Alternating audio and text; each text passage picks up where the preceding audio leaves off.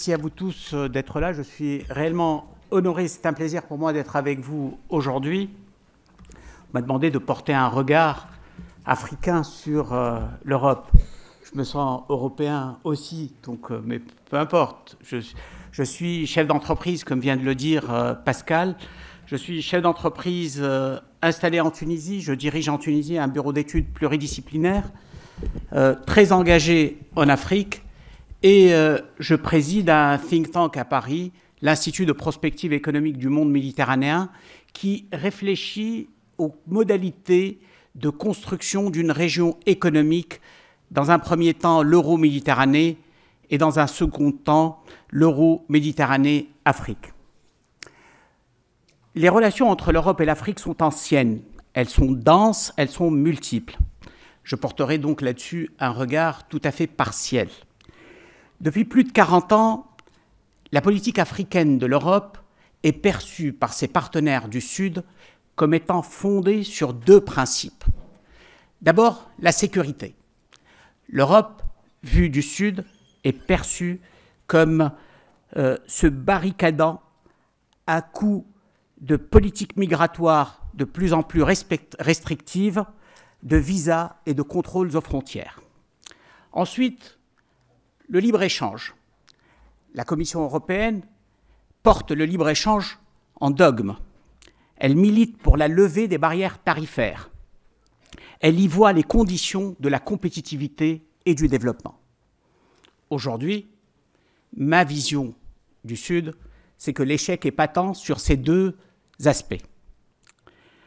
La pression migratoire favorisée par la misère, le mal-développement et la déstabilisation de certains États du Sud, la Méditerranée, ce qu'on a appelé les printemps arabes, et du Sud, l'Afrique subsaharienne, génère les boat people et met la pression sur les frontières sud de l'Europe. Le libre-échange seul n'a jamais fait le développement. Au contraire, non accompagné de politiques macroéconomiques proactives, il perpétue les situations de rente et de domination. Pourtant, l'interdépendance entre les deux continents est forte. Elle est d'abord culturelle. L'essentiel de la diaspora africaine est en Europe. Les langues pratiquées sont largement partagées. Les élites africaines ont longtemps été formées sur le banc des universités européennes. L'histoire, avec ses heurts et malheurs, est commune. La géographie est proche et nous ne pouvons rien contre les lois de la géographie. L'interdépendance est aussi commerciale et économique. Les échanges extérieurs des trois pays du Maghreb central sont à 80% avec l'Europe. Leurs échanges intra-maghrébins sont de 2% et la tendance est à la baisse.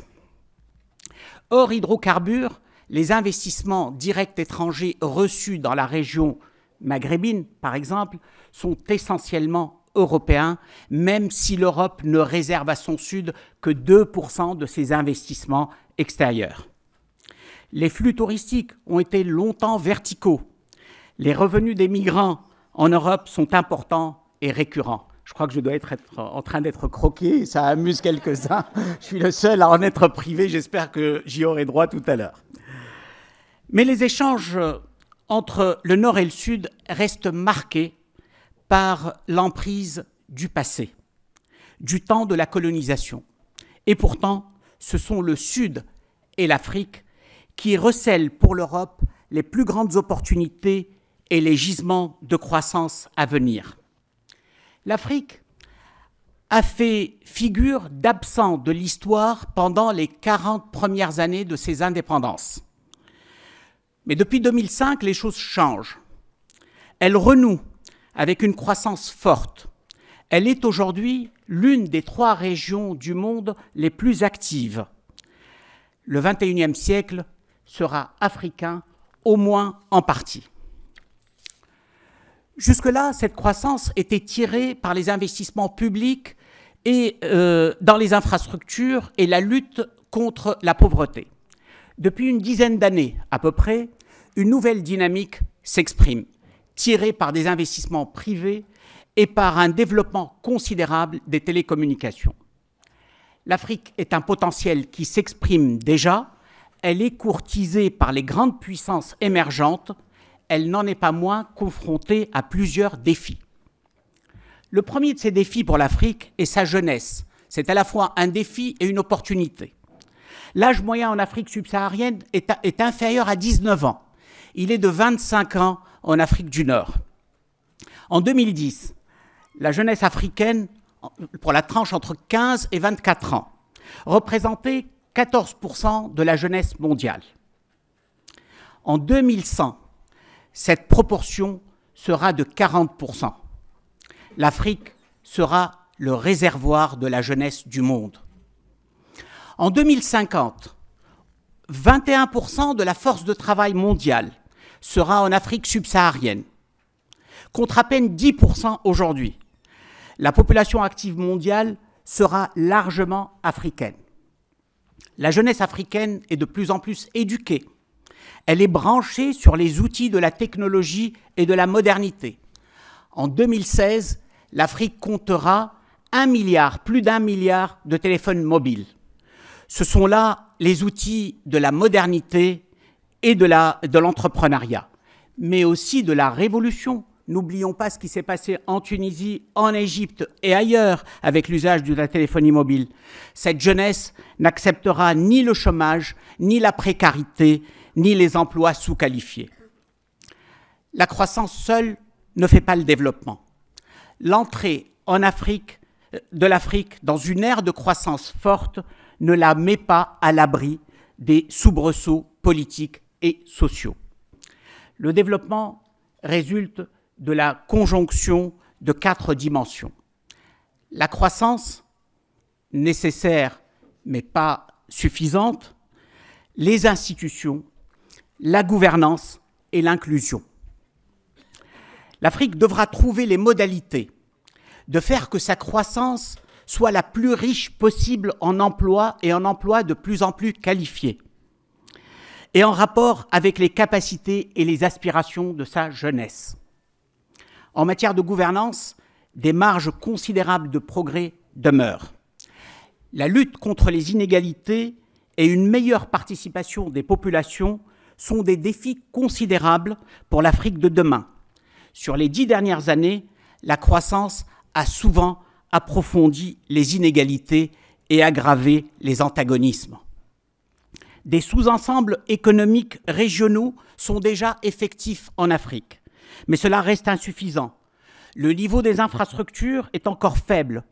Les bailleurs de fonds en ont conscience. Ils travaillent à y remédier avec les pays et les institutions régionales. L'Afrique a besoin, pour s'insérer dans l'économie mondiale, de s'adosser à un ensemble économique plus large et plus performant qui puisse l'accompagner dans cette démarche. L'histoire, mais aussi la géographie, plaident pour une coopération renforcée avec l'Europe.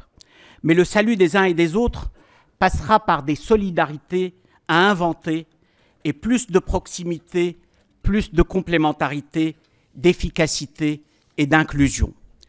Dans ce schéma, les pays du sud de la Méditerranée sont une jonction naturelle entre l'Europe et le reste de l'Afrique. Ils font partie intégrante de l'Afrique. Ils renouent avec leur africanité. N'oublions pas que le mot Afrique vient d'Ifriqiya, qui est le premier nom de la Tunisie d'aujourd'hui. Ils réempruntent les routes des caravanes en leur donnant un contenu nouveau, empreint de modernité et d'ouverture.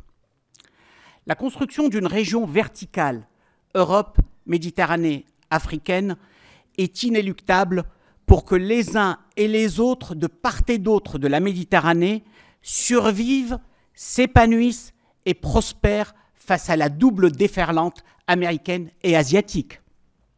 La mondialisation donne à chacun des pays de la région la possibilité de construire les partenariats qu'il souhaite et qui lui semblent préserver ses intérêts et sa compétitivité. Plus aucune rente de situation n'est pérenne, plus aucun héritage historique ne s'imposera. Ce partenariat triangulaire, euro-méditerranéen et africain, pour être effectif, devra être solidaire.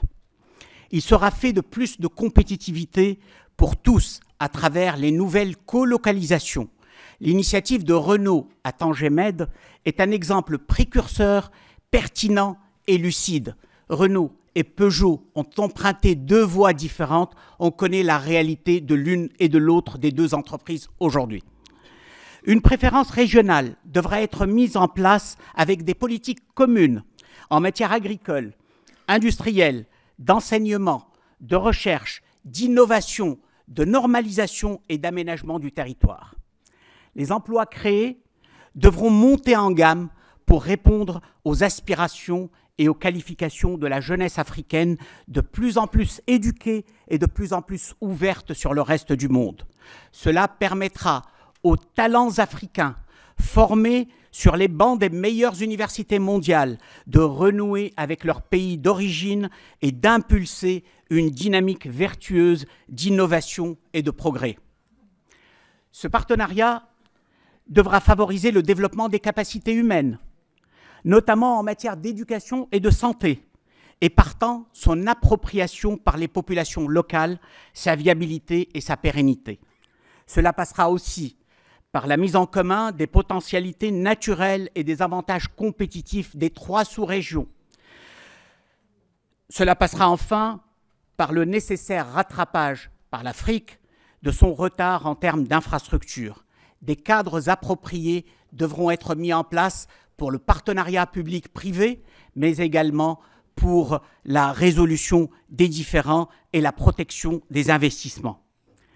L'Afrique est aujourd'hui une terre de promesses et de menaces. L'aide humanitaire y a cédé la place au commerce et à l'investissement. Les promesses sont énormes en Afrique. Les réserves en gaz découvertes au Mozambique, les premières estimations de réserves en pétrole pour la Somalie sont tout simplement gigantesques. La Chine l'a compris. Elle investit avec frénésie dans un échange infrastructure contre matières premières, pas toujours respectueux des intérêts des pays et des peuples.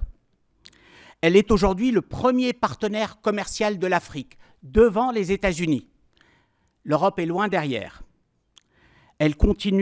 L'Europe continue à vivre sur sa rente coloniale. Seule l'Allemagne, sans empire colonial, agit différemment. Il est temps que cela change dans l'intérêt des peuples et au service de leur développement. L'Europe, Méditerranée, Afrique, région nouvelle à inventer, devra être celle des peuples, des sociétés civiles, de la jeunesse, des cultures, et non plus seulement celle des élites politiques, économiques ou intellectuelles, avec un appui permanent aux sociétés civiles, une vigilance à toute épreuve en matière de respect des droits de l'homme, une conditionnalité positive et une pédagogie active à inventer. Mais comment faire avec une Europe qui traverse une crise profonde, non seulement économique et financière, mais institutionnelle et identitaire? L'Europe des droits de l'homme et des valeurs universelles qui doute de ses valeurs et de sa résilience. La mondialisation aboutit de plus en plus à des inégalités insupportables qui laissent sur le bord de la route des populations importantes, pas uniquement dans le monde en développement, mais aussi sur les lieux de production et d'échange des plus grandes richesses. Cette mondialisation devra identifier de nouvelles formes de solidarité faites de proximité et de complémentarité. C'est ce que nous appelons la régionalisation de la mondialisation. Dans cette régionalisation, les lois de la géographie s'imposent. Notre avenir est commun. Il doit être solidaire et durable. L'Institut de prospective économique du monde méditerranéen, que j'ai le privilège de présider ici à Paris, il travaille activement. Depuis 2006, il s'acharne à identifier les modalités de construction de la région économique, d'abord euro-méditerranéenne, ensuite euro-méditerranée africaine. Il m'est agréable aujourd'hui d'annoncer notre prochaine échéance, le forum de l'Euro-Mediterranean Competitiveness Confederation, la voix des entreprises en Méditerranée, le 5 décembre prochain, avec la participation de plus de 250 chefs d'entreprise de l'ensemble de la région, mais aussi de multiples acteurs politiques de tout premier ordre des pays des deux rives pour débattre des conditions et modalités d'approfondissement de notre avenir économique commun. Je serai heureux de vous y retrouver. Merci pour votre attention.